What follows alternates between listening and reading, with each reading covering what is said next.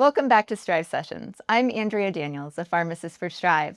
Just as a reminder, stick around at the end of the webinar for a question and answer series. So today we are going to start with a new series focused on skincare. It's called The Ages and Stages of Skin. So throughout this series, we'll focus on different timelines with skincare as well as different disease states. Today, our focus will be healthy aging. Disclaimer.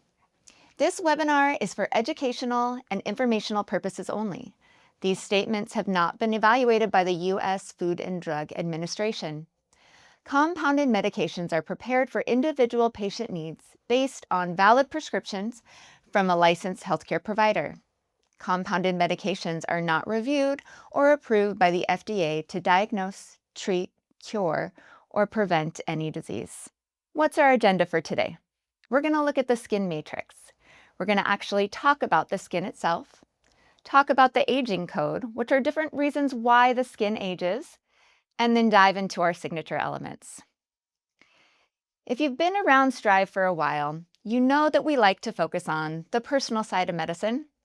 We like for each individual to know that they are more than medicine, and let you know that the human element drives everything we do.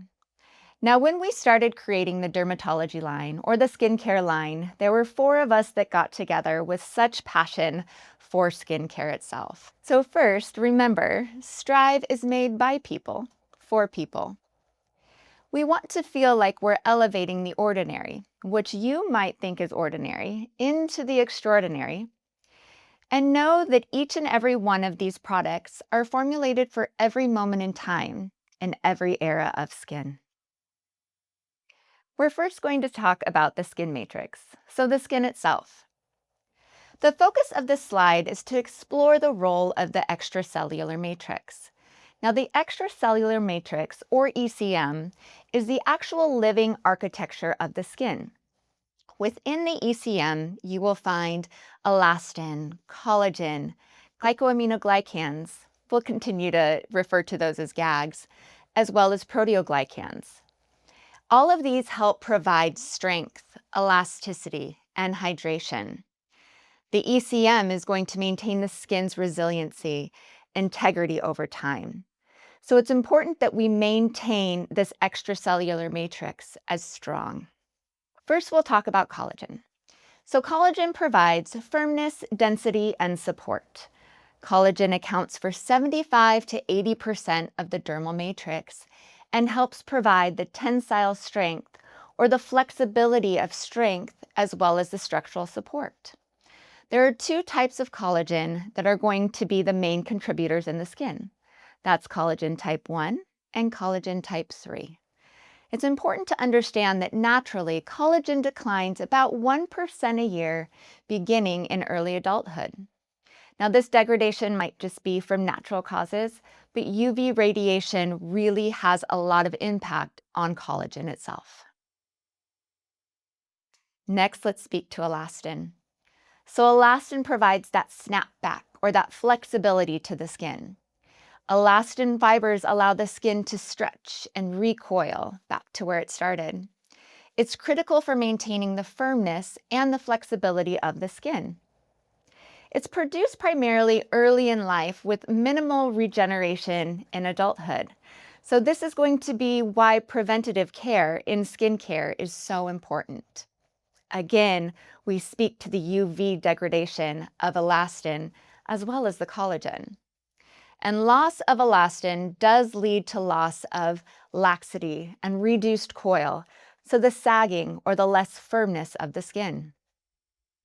The last elements that we are going to focus on are the glycosaminoglycans, remember, the GAGs, as well as proteoglycans. So these are what will maintain moisture and hydration in the skin, the plumpness. The other thing that these elements will help with is to help with the matrix of how collagen is built within the skin. So it's important that these stay plump, let's say. They stay hydrated. Otherwise, again, the skin will be less firm. The texture won't look as well. As we age, these do decline, and that's where we might notice dryness and volume loss. Now, the extracellular matrix in aging, once our collagen starts to decrease, elastin changes, those gags start to decrease or don't have the hydration, that's when we notice a change in the extracellular matrix. You'll see a loss of firmness, elasticity, and hydration, which oftentimes results in wrinkles and aged-looking skin. Now it's time to dive into the why, the aging code.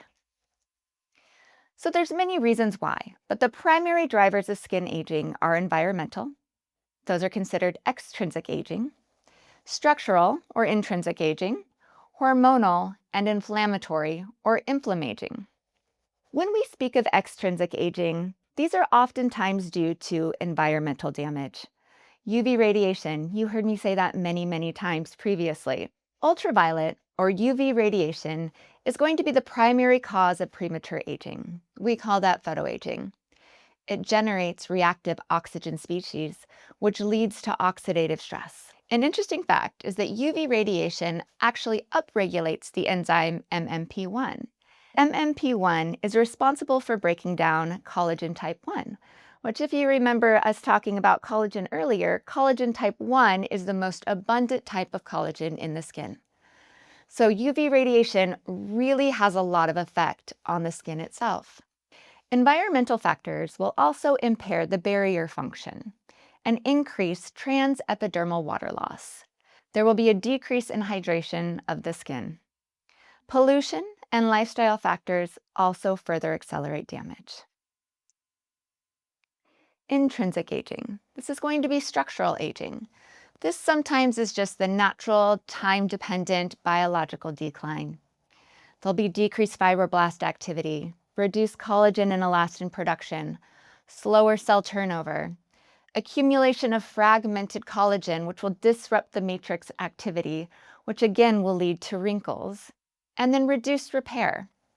There are genetic and epigenetic factors that go along with skin aging as well.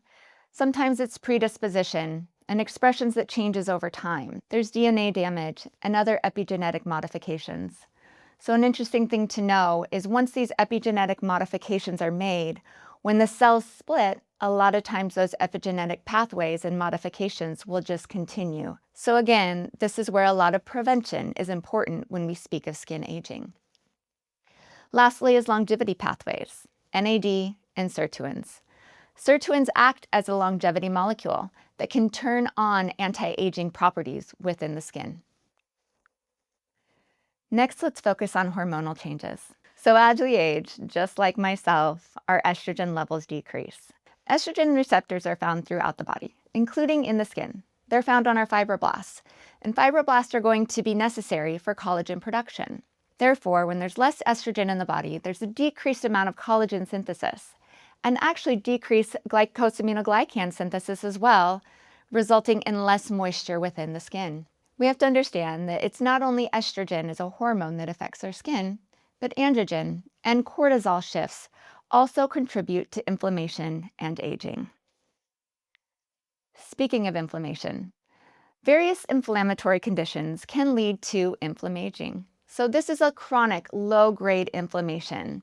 It's a cytokine-driven collagen breakdown that can also lead to barrier impairment.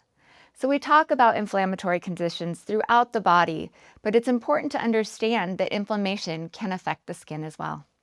Now that we've focused on the structure of the skin itself and different reasons why our skin ages, let's look at some of the signature elements or the active pharmaceutical ingredients that may be beneficial in aging skin. Some of the active pharmaceutical ingredients that we'll focus on today include GHK-Cu, which is a peptide, NAD+, Tretinoin, Estriol, Caffeine, Finasteride, vitamin C. We'll look into some polyphenols, sodium hyaluronate, and niacinamide. GHK-Cu, a regenerative, signaling, and actually what's considered a carrier peptide.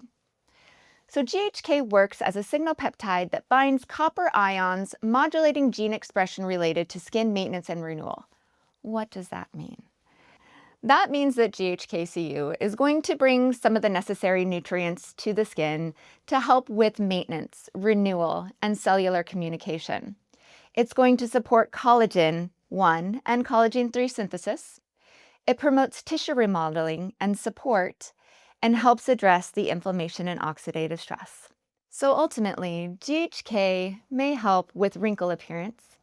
It will help the skin to appear hydrated and plump and can actually help to decrease any redness that may be in the skin as well. We'll move on to NAD. NAD can be regenerative. It can act as a signaling molecule as well. So most of the time when we think of NAD, we don't think of it in skincare, but it does hold some potential applications to help with aging skin. So it works as a central coenzyme in mitochondrial energy metabolism and DNA repairs. Our skin is made up of cells. Those cells need cellular energy support. That can be accomplished with NAD. NAD may also support DNA repairs and may actually slow cellular senescence, which is the ultimate death of the cell. Tretinoin, cell turnover. So we talked about how as we age, our cells do not turn over as fast. With that, we might not have the brightness or the renewal in our skin that we desire. So tretinoin helps to activate nuclear retinoic acid receptors. This can help support epidermal turnover. It can help stimulate collagen production. And it can help address fine lines, skin clarity concerns, and even hyperpigmentation. Now, earlier I was talking about MMP1 and how that can break down collagen 1, again, the most abundant collagen in our skin. And it has been found that tretinoin has the potential to block that MM1 enzyme, potentially decreasing collagen degradation. Now, remember with tretinoin, it can cause lots of dryness of the skin. This might be something that your patients have to increase over time, maybe starting with every 2 or 3 days, increasing to nightly use. Nightly use is important with tretinoin because it can cause sun sensitivity. So remind your patients to utilize a sunscreen in the morning when they are utilizing tretinoin. Another interesting component is caffeine. Caffeine can increase circulation and can be a stimulating product. One thing we found with caffeine in our products is that it has some vasoconstrictive effects. So what that means is it might potentially decrease pore size, which oftentimes is something that people are looking to achieve. Next is finasteride. Now this is an interesting one because normally when we think of applying finasteride, it actually increases hair growth on the head. But when we apply it to the face, it has the potential to decrease hair that's grown on the face, or hirsutism. So this works by inhibiting the 5-alpha reductase, potentially reducing the DHT levels. So DHT on the face can increase hair growth. So that's going to be the peach fuzz we may see as we age. That might be the darkening of hair as well. Now this is opposite than what normally happens on the scalp, but we do want to decrease that on the face as well. And that's where the application of finasteride may help decrease that DHT on the face, again, potentially decreasing peach fuzz or darkening hair on the face, which is unwanted by most females. Estriol. This is another great product within skincare. It provides hormonal support. So if you remember, estrogen declines with age, and estrogen is necessary for those estrogen receptors on our fibroblasts. So replacing the estrogen with estriol, which is considered a weak receptor agonist, working mostly on the estrogen receptor beta, which is predominant in the skin. This will aid in dermal thickness and elasticity. This will promote hydration via increase the glycosaminoglycan production and will also support barrier recovery. Estriol is put in low doses in skincare, and there is the potential for some systemic absorption, though it may be very low. In most individuals, this doesn't cause an issue, but of course in any individuals that may have had an estrogen-positive cancer diagnosis, it might be something that we want to keep out of their therapy. Next, we focus on antioxidant defense. This includes products such as ascorbic acid or vitamin C, which is considered an antioxidant. This can potentially help to stimulate collagen production, but what it really is going to be great at is reducing the oxidative stress from UV exposure. We spoke earlier about photoaging and how UV exposure can really cause so many negative effects within the skin, and vitamin C can help to potentially reverse or protect our skin from that. polyphenols. So that includes resveratrol and also green tea ECGC. These are potent antioxidants as well that also have the ability to modulate signaling pathways. So they'll help to reduce those reactive oxygen species. They help to manage inflammation as well as minimize UV-associated skin responses. And something interesting that resveratrol can do as well is actually turn on the sirtuin response, which we spoke about that earlier as far as being a longevity agent within our skin. So we'll finish up with barrier and hydration. Supporting the barrier integrity really helps to support the skin's extracellular matrix. Sodium hyaluronate is used very often to increase moisture in the skin. It can bind water up to 1,000 times its weight. It supports hydration and plumping of the skin. It can support the extracellular matrix structure in itself. Remember, those glycosaminoglycans, those GAGs, are what's going to help support the structure of the collagen. And last, it potentially will also promote skin barrier function. Another product for barrier and hydration is niacinamide. Niacinamide is considered vitamin B3. It's a precursor to both NAD+ and NADP. It helps to promote the barrier function. It can actually increase ceramide synthesis. Ceramide is what helps to maintain that barrier. It helps to address hyperpigmentation concerns, as well as addressing inflammation, skin clarity, and redness. Now, we've talked about all of these signature ingredients, but what does that mean for you as a provider or you as a patient? At Strive Pharmacy, we spent a lot of time doing a lot of research, a lot of development, a lot of testing even, to combine some of these products to create ideal formulations that are going to help support healthy skin aging. And in doing that, we've been very cognizant of different bases that are utilized for these skin formulations. Most oftentimes we use Mediska HRT cream base, the Mediska Penderm cream base, or a Fagron Noravan base. These bases all have different purposes. They all have different functions.